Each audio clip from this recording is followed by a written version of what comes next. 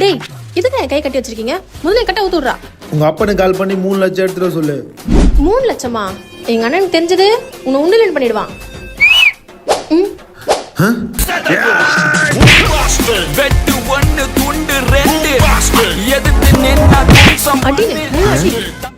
இங்க பேசிக்கிட்டு என்ன கனவா கண்டிருக்க? உன் வீட்டு நம்பர் சொல்லு.